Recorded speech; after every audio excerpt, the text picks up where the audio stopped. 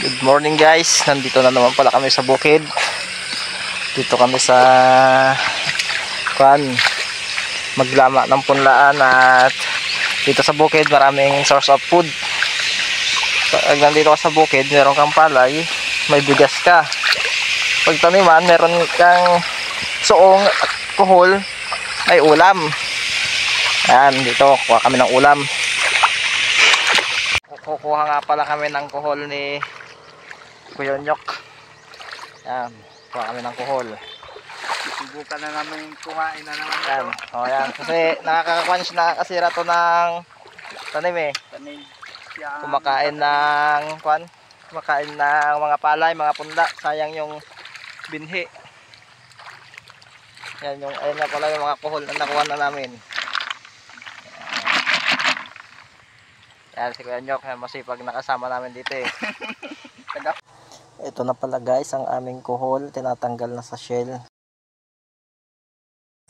Ito habang nag-aalis ng shell sa kuhol, ang aming kasama ay naghahanap ng nyug para may magamit pang gata, para meron may halo. Hindi alam ng isang kasama namin na may nahanap na palang dalawang nyug ang aking kasamang isa. Kaya ito yung aming ihahalo mamaya sa kuhol para masimulan ng maluto. Nakasalang na nga pala ang aming ginataang kuhol. Hintayin na lang maluto para tayo ay kakain na.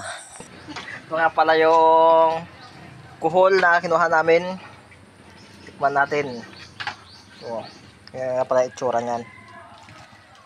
Baroy ka namin.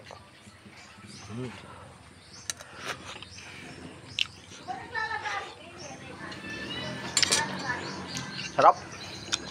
Sarap yung pagkakagata. Ito nga pala, matapos kong tikman, nagkanya-kanyang sandok na kami para kami ay makakain na. Yan. Ito. Nakapwesto na kami at kami ay kumakain na.